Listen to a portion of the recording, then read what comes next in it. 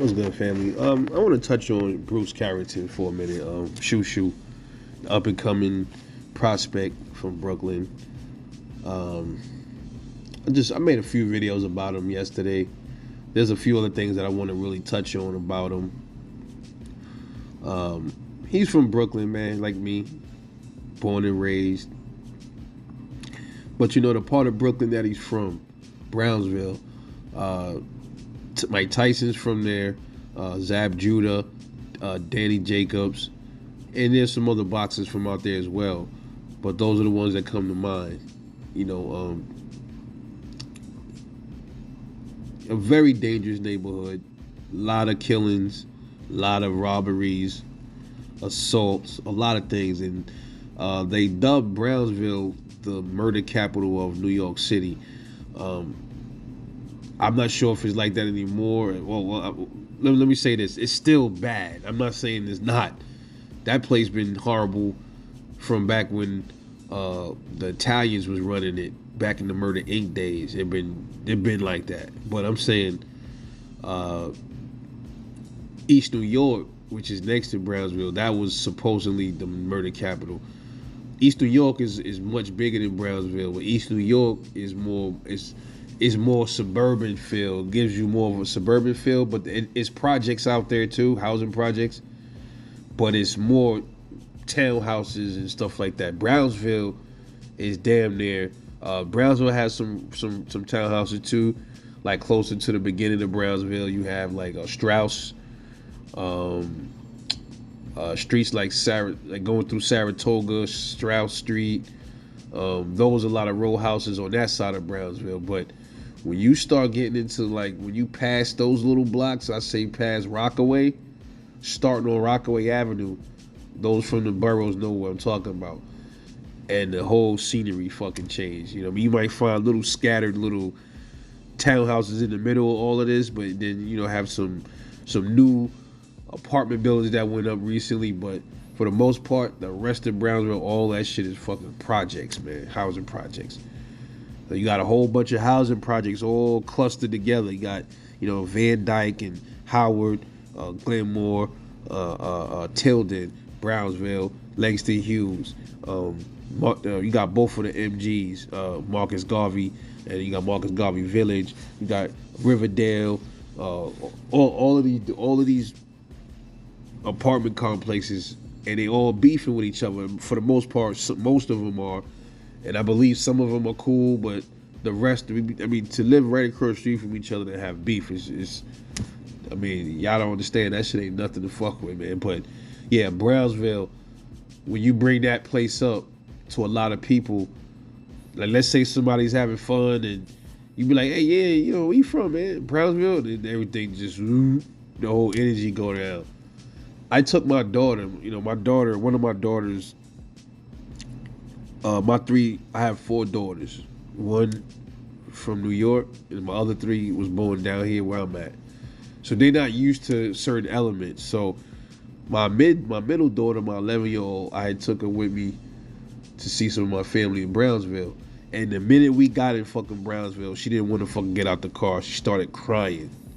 Like, who does that? She starts crying because the vibes are it's so dreary over there. You just could feel the coldness and you could feel the murder in the air over there, bro. She just didn't want to get out the car, and I didn't force her to get out. I got out, said what's up to my cousins. We chopped it up for a little bit, and I took her back home, man, because back to my mom's house. She really was not feeling it over there. And I'm like, why are you crying? She's like, oh, I want to leave from here. She was picking up a lot of negative energy from that place, bro.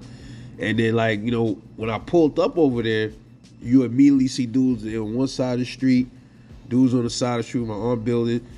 Luckily, I knew some of these cats, but the way they just look at every car that come through, like they just lock in on the car, like focused, like a wolf. Real shit.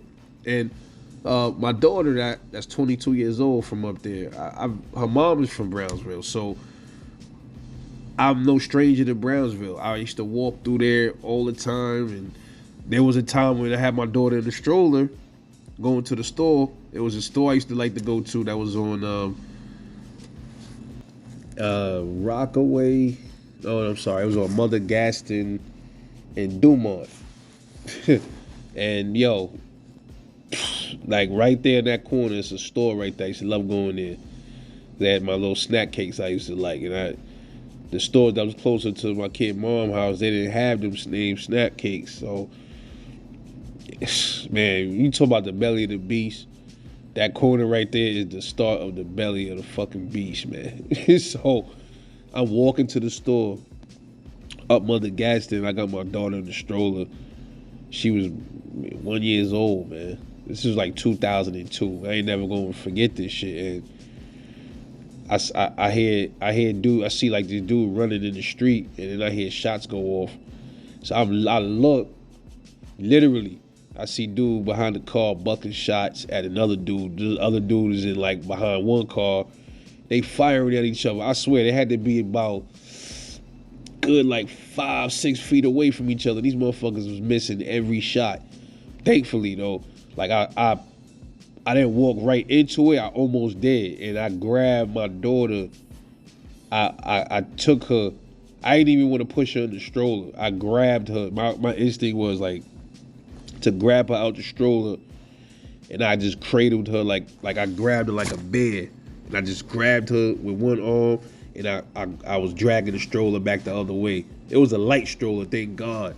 I didn't want her sitting in the stroller, you know what I mean, in case they start shooting even more and a stray hit my fucking daughter or something like that. So I figured, yo, I don't want her out there in the stroller. I want to keep her close to me. You know, if something happened, at least she close to me. You know, but maybe I could get hit. You know what I'm saying? So I grabbed her and I just took off the other way. You know what I'm saying? And you know, your boy was on it though. I was on one, so you know, I had the little, you know what it is. You know what I mean? Put it like that. If I had to get down to that, I got my daughter with me. I don't know. You know what I'm saying? I would have had to do what I had to do. You know what I'm saying? But I was not letting my daughter get hit with no stray, because that happens a lot. Not too long ago, it was a rapper up there named Loki Smooler. I don't know if y'all familiar with him. He's a Crip. Not too far from that situation I was in, he had his son was in the stroller, and some bloods allegedly came through, shot at him, and he missed and hit his son and killed his son in the stroller. You know, you can look this up. So that happens a lot over there. A lot of dudes get hit with, a lot of babies get hit with strays over there. And I'm like, not mine, kid, not mine. So I'm getting a little off topic. I'm bringing this up for a reason, because why am I bringing this up with Shushu? Because this all ties into him. He's from that environment, and he is on the verge of making it, you know, out of there. And my question is, I don't know. Hopefully, his family, like, he moved out of there. He's a grown man. I hope he don't still live in Brownsville. Now, I can't find anybody to talk to that. Next time maybe I'll go up there. I know people that know Shushu. My cousins know him. I asked him, do he still living in Brownsville? Hopefully he don't. I mean, I know right now, early on in these boxers' careers, they not making a lot of money at first, but hopefully he's making enough where he can get him a house somewhere, like, far from there. You know, it's not about, you know, his family and shit right now. It's about him. He got to be the one to get from the bullshit. If he's still living in Brownsville, he got to be the one to get himself out of there. He's the breadwinner. So, you know, later on, you don't want him around that environment, because he's the breadwinner for his family. So you don't want him around there. God forbid something happened to him, and then, you know, that's it. You know, dudes start hating. Oh man, you think you tough? You know, we gonna snuff you out, so you can't shine more than we can. You know, I'm telling you, man. That's my biggest concern for him. Hopefully, like I said, he don't live in the field no more. I don't want to hear all this bullshit. Oh man, if he still live in the field, man, he would have lived where he from, bro. You know what I'm saying? He would have keep it all the way real. Fuck that shit, bro. Keeping it real shit. No, not over there. Get out of there. Get out and don't look back, bro. Like, you can go back and, you know, show some love, because him and Tyson did that. I saw the video. They showed some love. Went back to Brownsville, show some love. But as far as hanging out over there, living there, no, bruh. No, because the minute something happened to him, oh, he should have got out the hood. Why he still was in the hood? Because y'all dudes, you know what I mean? I don't think this is his mindset, but a lot of dudes feel like they compelled to stay in the hood because they gonna get slammed if they leave the hood. Like, yo, if you leave, you ain't keeping it real. You gonna forget where you come from. How about this? Fuck that. I'm gonna forget where I came from while I'm not gonna forget where I came from. Put it that way. Meaning, motherfucker, I'm gonna forget y'all as far as me staying here. I ain't living here no more. That's the whole idea. You supposed to grow up and grow out of shit and get away from the negativity. But I'm not gonna forget where I'm from, and I'm gonna show it by coming back to the hood, putting a gym there, or coming to bring some, Thanksgiving meals and feed the homeless. But I'm not coming out there to pull up in my Maserati or my Bentley, double parking in front of the projects and hang out with none of you dudes. That's not gonna happen. Y'all want to hang out with me? Come see me where I'm at. Come see me where I'm at. A lot of times you notice, like even with me, when I go back to the hood, dudes be like, "Yo, what up, bro? Yo, when you come back to visit? Now, when you coming to visit me, bro? I done came. You know me my whole life. Is that was your turn to come and see me? Why don't you come visit me? Get out of your elements, bro. Do something different." And that's the problem, man. A lot of these dudes don't ever want to do nothing, and because they don't want to do nothing, they don't want you to do nothing, and then that's when the jealousy starts. So, Shushu got his head on. He's moving correctly. He's on the right track.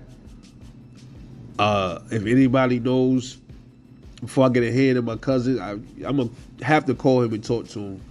You know what I mean? Hopefully, maybe one day I get an interview with Shushu. Because he's growing on me, bro. I really like him. You know what I'm saying? Hopefully, like I said, he don't live in Brownsville anymore. Because if he still lived there, that's not good. That ain't. Yeah, no, not making the money in the beginning. Bro, he should have made enough to get some kind of a something. You can get a house somewhere, bro. It don't have to be. He don't have to leave Brooklyn. There's places in Brooklyn that's quieter. It's not around our folks, but it's a little quieter, man. You got Greenpoint, Brooklyn. You got some parts of Sunset Park. Maybe Borough Park, somewhere over there with Jewish. I hate to say stuff like that, but it is what it is, bro. Or he could get outside the city, move to New Jersey, cross the water. It's a little cheaper to live in New Jersey. A little condo out there or something like that over there by like Jersey City. He could live out there. But anywhere but Brownsville, bro. Anywhere but Brownsville, dude. Now I don't want to, but Zab and them they still go back to the hood. But that don't mean nobody scheming on nobody, bro. It's some scheme, bro. I'm telling you, bro. I'm telling you, I ain't making this shit up. Y'all just gotta do y'all own research on this motherfucking place. There's good people in the Ville though. It's not all bad. I'm not making it seem like it's like hell on earth or nothing like that. There's good people there, but it's the conditions over there is really fucked up, bro. It really is. I just put my prayers over Shushu and his family. We need him to be safe and not be in that element so he can thrive and become the boxer, superstar. And that way he can go back and take his mom out the hood or his sisters, direct family members, you know what I'm saying? Don't look out for every fucking body, but your direct family, you look out for them. Your mother, your sisters, your brother, your kids, those people, your father. That's all, man. But shout out to Shushu, man. Bruce Carrington, man. Moving up. I wish him the best. I love that little young boy right there. But anyway, let me know what y'all think. This is your boy, Rebel Life Boxing. I'll catch y'all later on the next one. And I'm out.